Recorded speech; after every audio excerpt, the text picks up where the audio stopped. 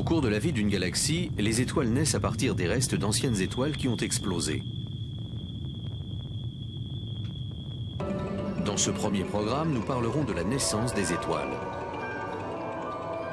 Cette série vous sera présentée par notre conseiller scientifique, le professeur Jean Hedman, astronome à l'Observatoire de Paris. Nous nous trouvons à l'Observatoire de Milan, très connu pour sa bibliothèque d'ouvrages anciens, en particulier de Newton et de Galilée, ainsi que pour quelques beaux instruments anciens qui serviront de décor à notre propos.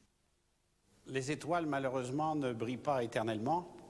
Quand elles ont épuisé leur combustible nucléaire, elles se refroidissent, ce qui fait que l'immense sphère de gaz qu'elles représentaient commence à s'effondrer sur elle-même, et cela avec une rapidité incroyable, ça dure 10 secondes seulement, pour se ratatiner en un astre qui n'est pas plus grand que Paris, 10 km, au lieu d'1 million de kilomètres de diamètre pour notre Soleil, en libérant une énergie considérable. Alors, ce phénomène a été observé de façon très spectaculaire et très en détail grâce à la supernova qui, en 1987, a explosé dans le Grand Nuage de Magellan, une galaxie très proche de la nôtre, et a fini par donner des tas de renseignements. Alors, l'effondrement continue à un point incroyable pour donner un résidu composé uniquement de neutrons, une étoile à neutrons, dont on s'attend à ce qu'elle donne un pulsar, mais dans le cas de la supernova de 1987, on n'a pas observé de pulsar, et on pense que cette étoile à neutrons, en moins d'une minute, a collecté du matériau de l'étoile ancienne autour d'elle, l'a ingurgité sur elle-même et s'est transformée en ce qu'on appelle un trou noir. Et alors par contre, le reste de l'atmosphère de l'étoile qui était encore autour a été échauffé par une onde de choc extraordinaire venant de cette production d'énergie qui l'a éjecté dans l'espace à des 10 000 km par seconde pour finir par donner des belles nébuleuses gazeuses comme celle du crabe observée il y a 1000 ans par les Chinois. Un pulsar est le noyau effondré d'une étoile devenue supernova. Il s'agit d'un objet à la densité comparable à celle d'un noyau atomique composé de neutrons.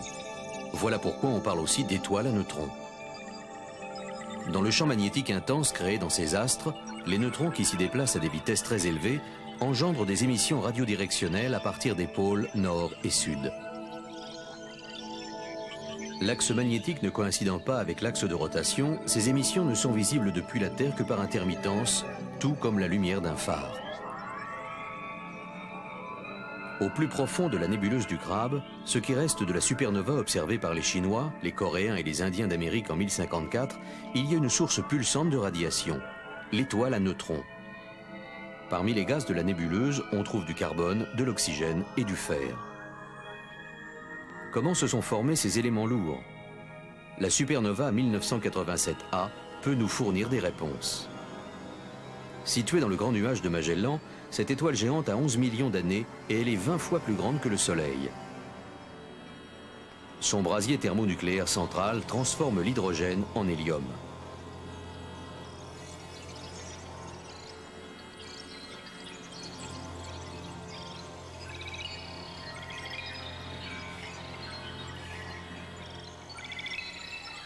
Les protons, indiqués en bleu, se joignent aux neutrons en bleu marine, ce qui donne le deutérium et ensuite l'hélium.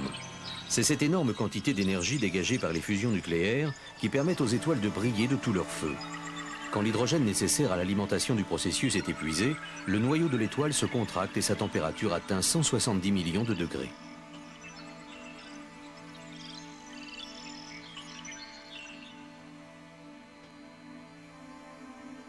La surface de l'étoile mourante se dilate et son rayon est égal à la distance entre la Terre et le Soleil. Voici la supergéante rouge, d'un diamètre de plus de 300 millions de kilomètres.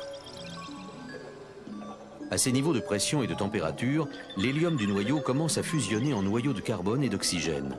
Il continue à brûler ainsi pendant 1 million d'années, puis à la suite de contractions durant environ 1 millier d'années et du fait de l'augmentation de la densité et de la température, la fusion nucléaire engendre successivement néon, sodium, magnésium, silicium, soufre et pour finir, du fer.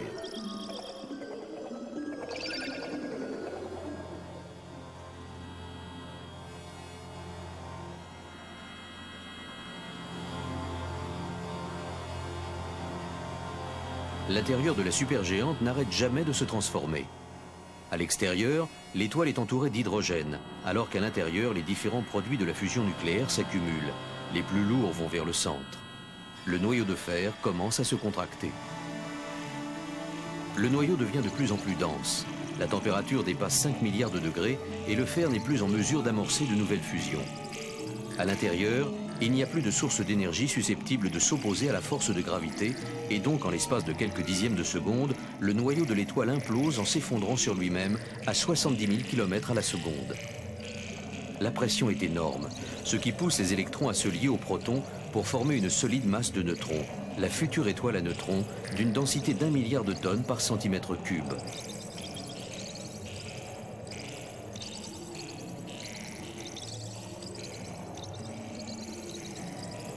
Libérés par cette réaction et éjectés de la fournaise à la vitesse de la lumière, des neutrons s'éparpillent dans l'espace.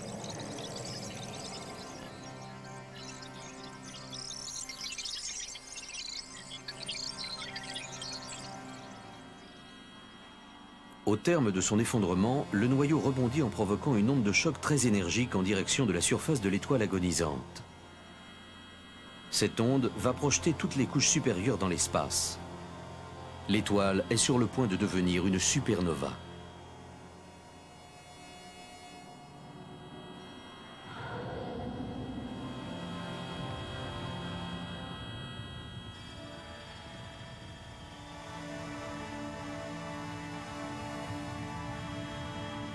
Les éléments lourds constituant les objets comme les êtres animés qui peuplent la Terre se déversent dans l'espace galactique.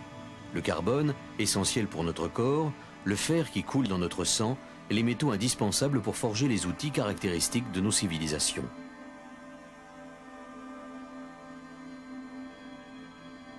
Il y a 300 ans, personne n'observa l'explosion soudaine d'une supernova dans la constellation de Cassiopée. Explosion dont est issue une nébuleuse qui s'étend à 9000 km à la seconde et dont les éléments représentent la matière première des nouvelles étoiles qui naîtront dans un futur lointain. Parmi ces filaments gazeux libérés il y a 11 000 ans par une supernova dans la constellation des Voiles, on a découvert un pulsar qui continue de lancer ses signaux intermittents. Cette supernova brilla sans doute dans le ciel aussi brillamment qu'un quartier de lune et dut terroriser les peuples de la préhistoire. Une supernova marque le décès spectaculaire d'une étoile, événement d'une grande importance. Plusieurs éléments lourds se forment en une fraction de seconde dans le milieu à pression et température élevée qui s'instaure au cours de l'explosion. Dispersés ensuite dans l'espace, ils sont très difficiles à observer. Concentrons maintenant notre attention sur une des constellations les plus connues du ciel austral, la Croix du Sud. Ces 4 étoiles brillent intensément, mais à côté se trouve une zone d'obscurité, noire comme de la poix. C'est le sac de charbon. Il y a un siècle, les astronomes la tenaient tout simplement pour une région sans étoiles. On a compris ensuite qu'il s'agissait d'une nébuleuse obscure située entre nous et les étoiles qui se trouvent derrière, dont elle absorbe toute la lumière. On a également appris depuis que les nébuleuses obscures jouent un rôle important dans l'évolution de la galaxie, car c'est en elles que se réunissent les éléments lourds issus des supernovas.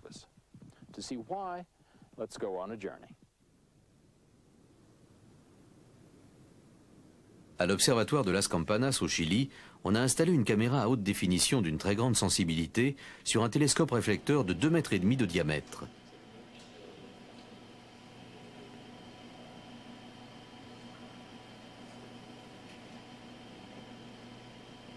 La possibilité de modifier la luminosité et le contraste de l'image télé permet de mesurer le degré d'opacité des nébuleuses obscures, de définir leurs contours et d'estimer leur densité moyenne.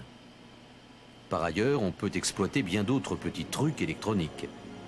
Une technique très performante consiste à additionner plusieurs images à l'ordinateur de manière à faire ressortir clairement les pourtours d'une nébuleuse obscure de faible contraste.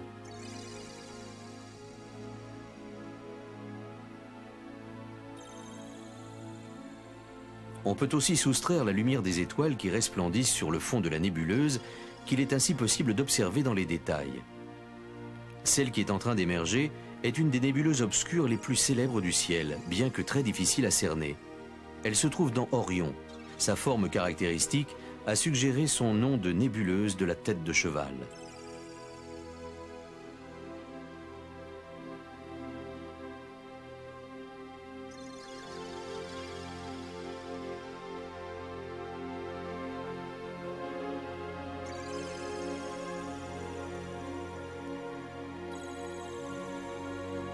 Même si on pointe un télescope très puissant sur le centre de la Voie lactée, on n'arrive pas à observer son noyau car il est caché par des nébulosités obscures vastes et diffuses, formées d'agglomérats d'éléments lourds consécutifs aux explosions de supernovas.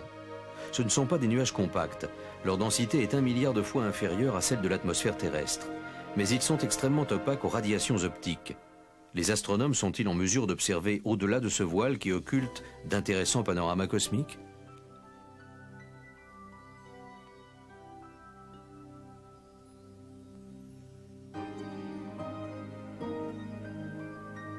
Site idéal pour l'observation des nébuleuses obscures, le sommet d'un volcan éteint entouré d'une étendue désolée de lave. Nous sommes sur une des îles Hawaï, au sommet du volcan Mauna Kea, 4200 mètres, constellé de coupoles de télescopes.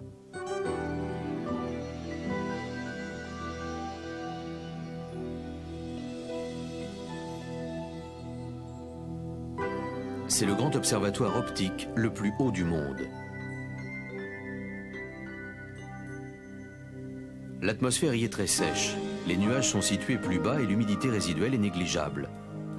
Tel est le milieu idéal pour observer l'univers en infrarouge, dont les longueurs d'onde, bien que légèrement plus grandes que les ondes optiques, sont invisibles à l'œil humain. Normalement, l'humidité atmosphérique absorbe la radiation infrarouge avant qu'elle n'atteigne un télescope au sol. À de telles altitudes et sous un climat aussi sec, cela ne se produit pas et la radiation infrarouge en provenance du cosmos peut être captée. Dans cette coupole, il y a un télescope infrarouge de la NASA. On doit le maintenir à des températures très basses, car tous les objets chauds ou à température ambiante, et donc également le télescope, émettent d'une façon significative dans la bande infrarouge. Vu par ces yeux infrarouges, le monde est inondé de lumière.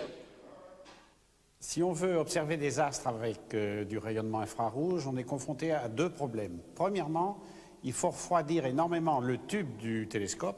Sinon, à sa température naturelle, il émettrait tellement de rayonnement infrarouge qu'on serait dans la situation de vouloir photographier une bougie dans une pièce puissamment illuminée.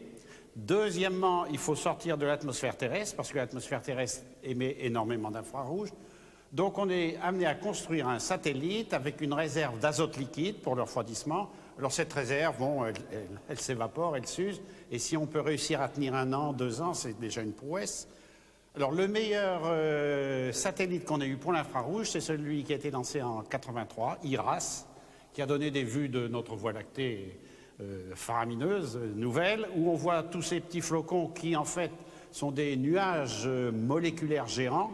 Et puis si on prend des photos détaillées de la nébuleuse d'Orion, bien connue dans le visible, on a une image complètement différente parce que le rayonnement infrarouge provient en fait de nuages de poussière qui sont en train de se condenser peut-être et de former des étoiles nouvelles. Il faut réfrigérer le révélateur avec de l'azote liquide. La radiation infrarouge est abondamment émise par une nébuleuse obscure, même si sa température est d'environ moins 170 degrés, nettement en contraste avec les étoiles. Le professeur Eric Becklin de l'Université de Californie est un véritable pionnier de l'astronomie infrarouge, avec une expérience de plus de 20 ans pour ce qui concerne l'observation des nébuleuses obscures.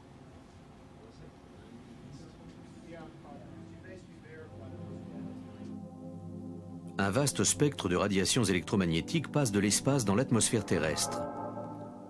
L'arc-en-ciel si familier, fait de longueurs d'onde visibles, permet la vision directe des étoiles, mais des longueurs d'onde supérieures ou inférieures n'arrivent pas à entrer dans l'atmosphère.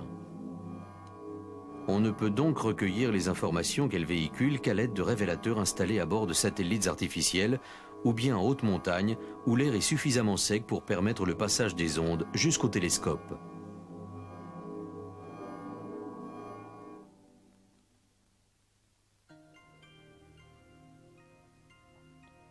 Le professeur Becklin voulait étudier la grande nébuleuse M42, située à côté de l'étoile centrale de l'épée d'Orion. Cette épée est la ligne de 3 étoiles qui semble accrochée à la ceinture de la figure mythologique imaginée par les anciens.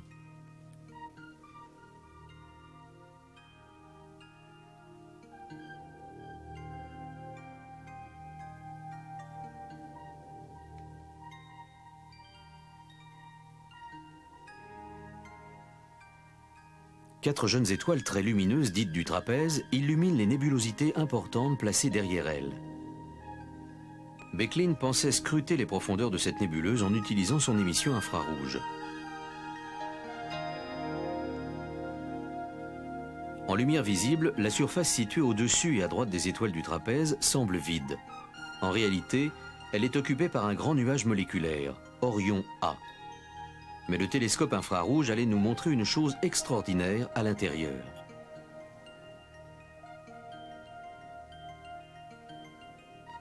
L'image n'est qu'une carte d'isophote réalisée grâce à l'enregistrement des différents niveaux d'émission des ondes infrarouges, des plus faibles en rouge, au jaune et au blanche.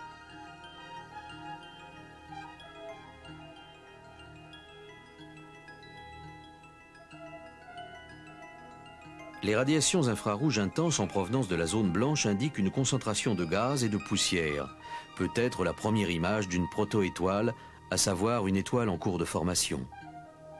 Le professeur Böcklin rappelle l'évolution de sa recherche. J'ai procédé à une exploration systématique en haut et en bas à côté des 4 étoiles bleues dans l'espoir de trouver des proto-étoiles. Et j'ai découvert quelque chose. Alors j'ai été pris de frissons, car j'ai réalisé qu'il s'agissait d'une découverte importante, historique sous certains aspects. Et à l'évidence, tout ce qui a suivi a confirmé cette importance.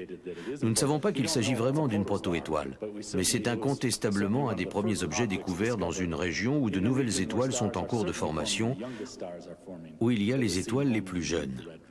Et bien sûr, tout le mérite revient aux radiations infrarouges, car autrement, on n'aurait rien vu. Ainsi, l'astronomie infrarouge a ouvert une fenêtre sur la nébuleuse d'Orion en révélant la présence d'étoiles qui ont commencé à se former il y a 12 millions d'années.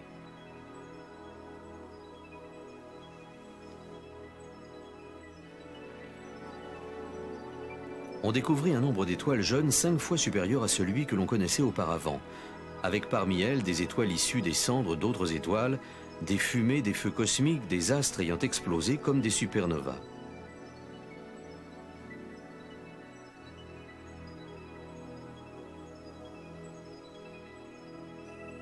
Mais comment ces nuages peuvent-ils engendrer de nouvelles étoiles?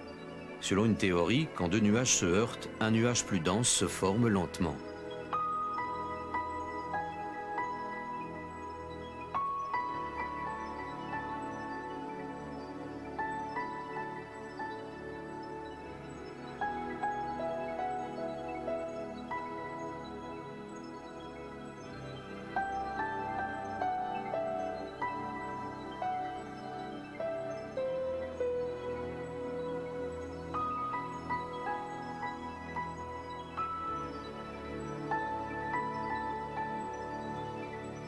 Dans le noyau des 2 systèmes désormais confondus, un tourbillon d'atomes et de molécules se met à tournoyer sous la poussée de la force de gravité.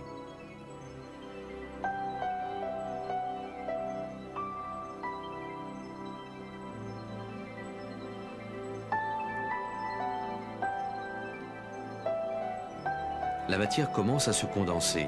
Les fragments s'entrechoquent, s'unissent. Masse et densité augmentent progressivement.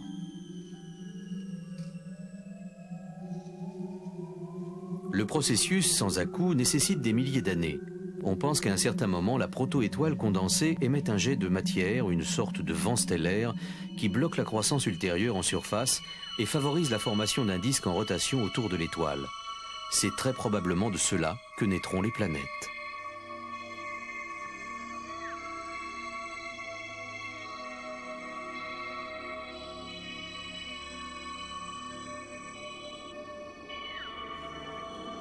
À la fin, le lent effondrement de l'étoile sous la poussée de sa force de gravité dégage l'énergie suffisante pour amorcer la fusion nucléaire. Et l'étoile, désormais complète, se met à resplendir.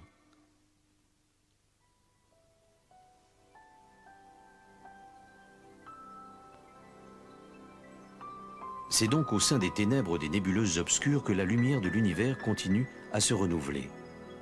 On sait bien peu de choses sur le développement de la gestation.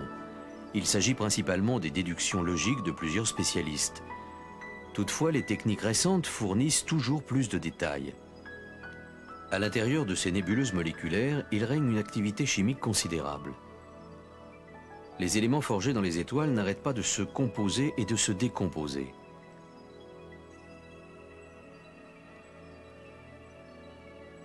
Ces palpitations sont-elles le premier pas vers la création de la vie dans une galaxie ?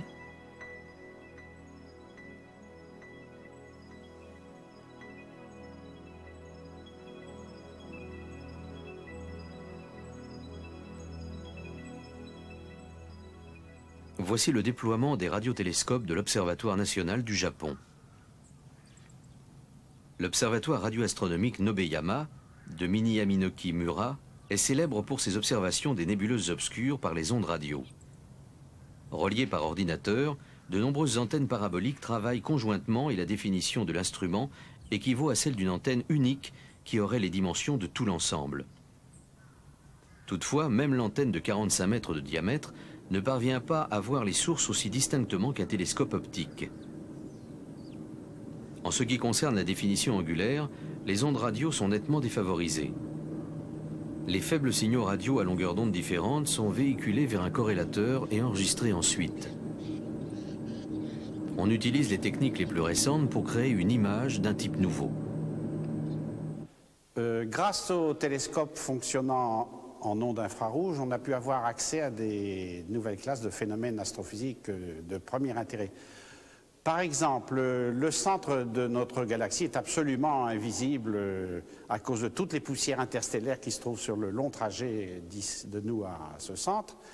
Tandis qu'en infrarouge, on a pu avoir sa structure, étudier sa composition, et ça, en étant couplé aux études qui se font en ondes radio, commence à permettre de dire, avec une certitude qui va augmenter, on espère, que le centre de notre galaxie est occupé par un trou noir.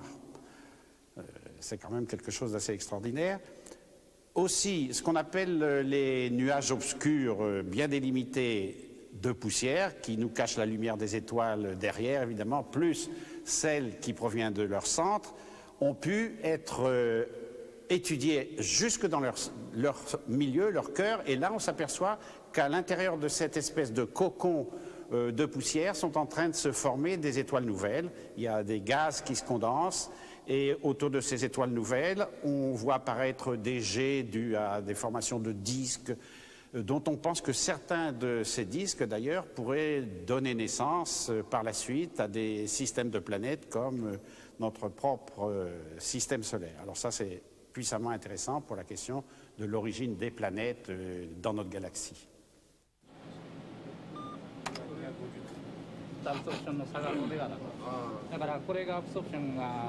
Voici une image partielle de la Voie lactée, notre galaxie, telle qu'elle se présente selon les ondes radio. Sa complète investigation par ce procédé vient d'être terminée. Vu notre position, les ondes en provenance du centre de la galaxie doivent traverser une bonne partie du disque. Les nébuleuses obscures deviennent elles aussi visibles dans les ondes radio où se recueillent également les signaux issus des restes d'anciennes supernovas.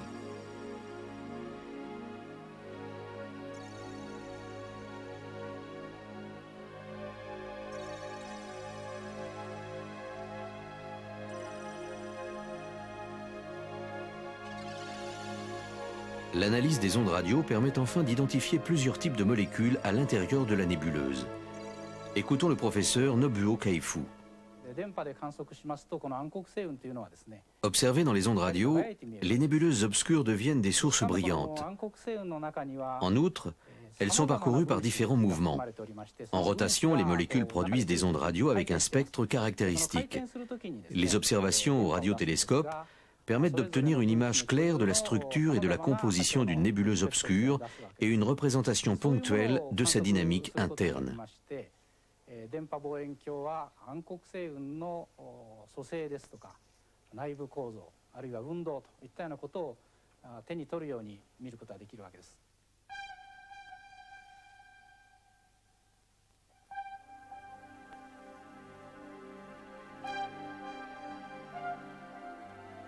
Tout comme la lumière filtre à travers un prisme et se répartit selon les couleurs, les ondes radio passent par ce spectroscope laser qui sépare les différentes longueurs d'onde.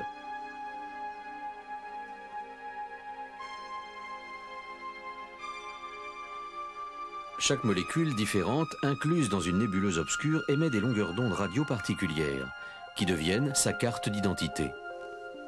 En analysant toutes ces cartes, on saura ce que contient la nébuleuse.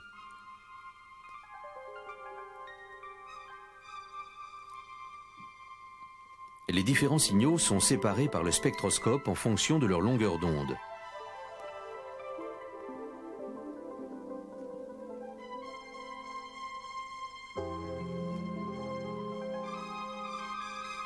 Les spectres reçus peuvent être comparés à ceux des substances chimiques terrestres. Ceci est à classer comme un signal provenant d'oxyde de carbone, une molécule très connue sur notre planète.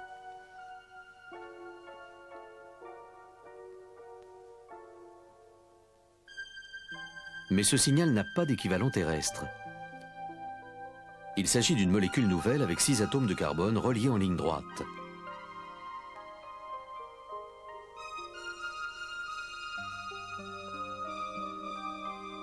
Voici la formaldéhyde, une molécule organique qui nous est familière, tout comme l'éthanol.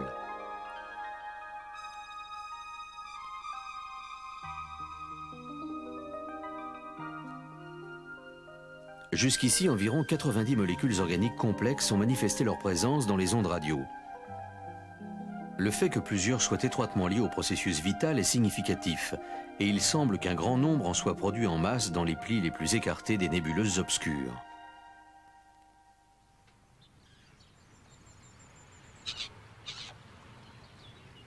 Alors que les Japonais se livrent à une série d'études chimiques dans les nuages les plus lointains de la galaxie pour essayer de comprendre comment l'univers a créé les molécules complexes identifiées jusqu'ici, dans l'ancienne université de Leiden, en Hollande, un professeur a transporté l'espace cosmique dans son laboratoire.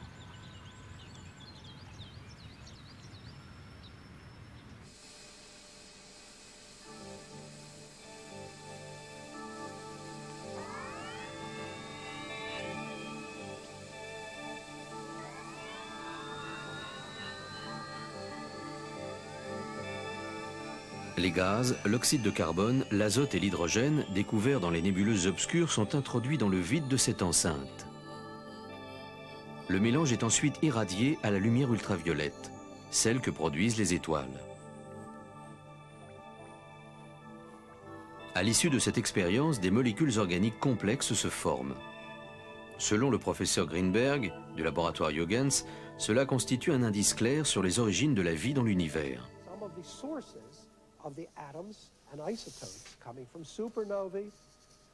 These are the heavier elements coming from des atomes et des isotopes en provenance des supernovas, les éléments les plus lourds produits par les étoiles, tout participe à l'activité chimique des nuages obscurs.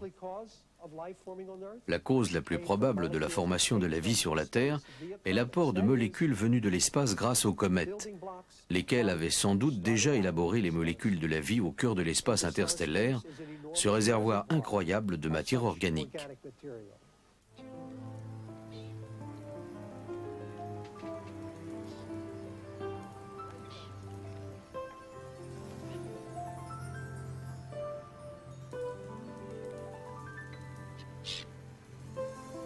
Pour le moment, à notre connaissance, la Terre est la seule planète qui ait su façonner cet extraordinaire mélange chimique de la vie.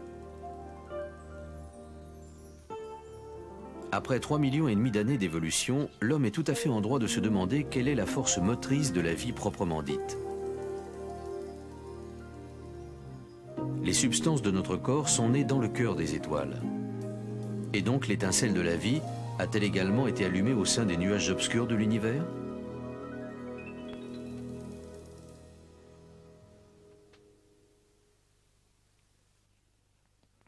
À l'observatoire chilien de Las Campanas, les études sur la supernova 1987A se poursuivent. Yal Shenton continue ses observations du grand nuage de Magellan où la supernova a explosé. De nombreux astronomes du monde entier observent les restes que Shelton a été le premier à découvrir. Certains essaient de repérer les premières lueurs intermittentes du pulsar qui a dû se former à la suite de l'explosion, et d'autres étudient les restes gazeux dans le but de comprendre les circonstances à l'origine de la destruction de l'étoile fondatrice. Maintenant, alors que la luminosité de la supernova s'affaiblit de plus en plus dans les rayons X et gamma, les télescopes infrarouges sont pointés sur ce qui reste de ce drame cosmique. Avec les grands télescopes de l'Observatoire européen austral au Chili, on a pu photographier en détail la supernova de 1987. Bon, astre immense, et plus récemment encore avec le télescope spatial de Hubble. Et en plus, dans les anciens clichés, on a pu retrouver l'astre d'origine. Et c'était effectivement une étoile relativement faible, bien sûr, mais dont on a pu mesurer la masse, etc. Alors d'après ça, on s'attendait à ce que l'effondrement de cette étoile, par le stade de supernova, finisse par donner un pulsar. Alors, ça a en fait donné un trou noir très probablement. Mais alors, un pulsar, c'est le résultat de l'effondrement d'une étoile pesant une dizaine de masses solaires qui se transforme en étoile à neutrons et comme elle s'est extrêmement rétrécie, elle se met à tourner sur elle-même à une vitesse faramineuse. Les champs magnétiques qui existaient au début sont amplifiés des milliards de fois, ce qui fait qu'on a un astre magnétisé, comme un barreau aimanté, qui tourne à toute vitesse, qui génère des ondes radio, qui balayent le ciel, et chaque fois que ce faisceau passe par la Terre, par hasard, nos radiotélescopes peuvent enregistrer un bip, bip, bip, d'où le nom de pulsar donné à ces astres, qui ont un rôle important dans la physique stellaire, et qui jouent un rôle très important aussi pour des mesures de temps tout à fait précises, qui vérifient la théorie de la relativité, mais ça, c'est autre chose.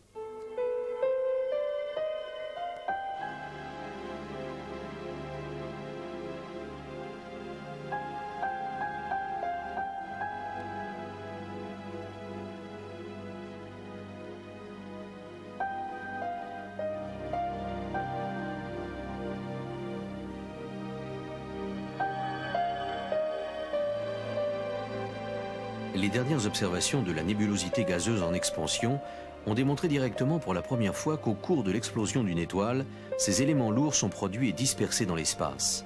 Il s'agit d'un autre pas important vers la découverte des origines de la vie. Écoutons le professeur Benford. On a vu qu'il y a des molécules organiques dans les nébulosités obscures. Il s'agit des ingrédients de la vie. Là-haut, les planètes jeunes en orbite autour de nouveaux soleils pourraient puiser dans cette abondance chimique. Notre propre planète Terre pourrait avoir commencé son chemin vers l'évolution chimique quand, portées par les comètes, les molécules organiques tombèrent dans nos océans primitifs. Aujourd'hui encore, dans la nébuleuse d'Orion, il se peut que des planètes suivent le même processus. Il est très surprenant de constater qu'il existe un lien extraordinaire entre notre existence et ces vastes agrégats de gaz et de poussière. Les étoiles qui naissent dans ces nuages froids héritent un patrimoine de molécules organiques et les mettent à la disposition des planètes qu'elles réchaufferont. Ainsi, en réalité, les régions les plus obscures de notre galaxie sont de prometteurs berceaux de vie, source de la lumière et de l'intelligence.